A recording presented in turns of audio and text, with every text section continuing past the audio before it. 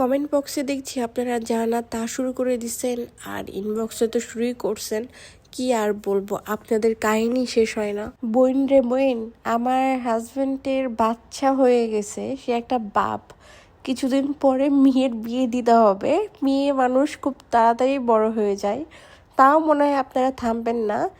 আমার হাজব্যান্ড যেই ময়লা ফেলে দিছে সেই ময়লার জন্য আফসোস করবে, মানে বাসা থেকে যে জিনিস একটা ময়লা জিনিস থাকে সেটা যদি ফেলে দিয়ে আসা হয়, সেটা কি আবার ফেরত দিয়ে আসার জন্য আফসোস করে?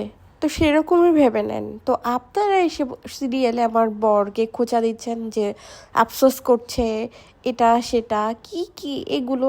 আমার হাজব্যান্ড মানে যেগুলো পছন্দই করে না সেগুলো আপনারা বলেন, সে ওগুলোর দিকে হাসে আর দেখেই না, জাস্ট ইগনোর করে। সো আমি যেগুলো একটু মাঝে মধ্যে দেখি ওকে শোনাই, তো ওই একদমই হাসতে হাসতে পাগল হয়ে যায়। তো যাই হোক, আপনাদের কাছে ভালো লাগে আপনারা যা ইচ্ছা তাই করেন, দেখেন, শোনেন, নাচেন, গান করেন, যা ইচ্ছা করেন। আমাদের পিছে কেন পড়ে আছেন? আমাদেরকে কেন এসে শোনাচ্ছেন এগুলো কাহিনী? আমার বরকে শোনাচ্ছেন। আমার বর যে জিনিস ইচ্ছাকৃতভাবে ফেলছে সেই জিনিস নিয়ে আপনারা কেন বলবেন?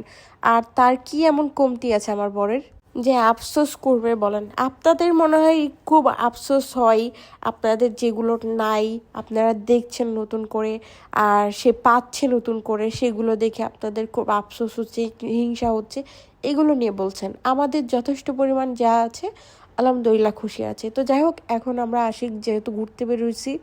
এখানে ছিল আমার আম্মু, আমার শাশুড়ি, আমার বর, আমি আর আমার মেয়ে ছিল। তো আমরা এখানে স্যুপ অর্ডার করছিলাম আর চাউমিন অর্ডার করছিলাম। তো আরও অনেক কিছু অর্ডার করার কথা বলা হচ্ছিলো, কিন্তু কেউই খাবে না, সবাই চা খাওয়ার জন্য পাগল হয়ে গেছে। তো অল্প অল্প করে সব কিছু অর্ডার করছিলাম। তো এইগুলো খাওয়ার পর বাসায় চলে গেছিলাম। তো আমরা এখানে সবাই মিলে খাচ্ছিলাম, আর বাবুকে একবার আমার আম্মু কোলে নিচ্ছে, একবার আমার শাশুড়ি, একবার আমি, এভাবে সবাই কোলে নিয়ে খাচ্ছিলাম। তো আমি এদিকে লাস্টবার যখন খাওয়া শুরু করছি, বাবু একটু কান্না করছিল, আর স্যুপ ঠান্ডা হয়ে যাবে বলে আমি উৎসর কাছ থেকে পরে বাবুকে নিয়ে নিছিলাম। আর আমি যাই সবসময় হিলিয়ামে। হিলিয়াম হচ্ছে রাজশাহীতে অনেক ফেমাস একটা রেস্টুরেন্ট। এখানে খাবারগুলো অনেক ভালো হয়, আর কিন্তু অনেক বেশি ভিড় হয় ঈদের মধ্যে, তো একদমই জায়গা পাওয়া যায় না। তো যাই হোক, তাড়াতাড়ি করে সবাই খাচ্ছিলাম, কারণ বাবু যেন কান্না না করে। যেহেতু আমি বাবুকে ব্রেস্ট ফিডিং করাই, বাসা থেকে খাওয়াই নিয়ে আসি, তারপর বাসায় তাড়াতাড়ি আবার চলে যাওয়ার চেষ্টা করি, যেন সেই কান্না করার আগে তাকে খাওয়াইতে পারি। আমি এগুলো খুব মেনটেন করে চলাফেরা করি। আর ইদানিং খুবই কম বের হই বাসা থেকে, কারণ ঘোরার অনেক টাইম পাবো, অনেক সময় পড়ে থাকবে, আল্লাহ যদি বাঁচায় রাখে। ইচ্ছা মতন ঘুরতে পারবো, খাইতে পারবো, সব কিছু করতে পারবো। কিন্তু এখন যে সময়টা আমার যাচ্ছে আমার বাবুর সাথে, এই সময়টা আর ফিরে পাবো না। কারণ আমার বাবু যখন বড় হয়ে যাবে, তাকে আমি এত ছোটোভাবে আর কখনোই কাছে পাবো না। সে বড় হয়ে যাবে, সে তখন অনেক বুঝতে শিখবে, দৌড়ে বেড়াবে, কাছে আসবে না, অনেক চেঞ্জ হয়ে যাবে। সেজন্য আমি উপভোগ করছি এখন এই সময়টা।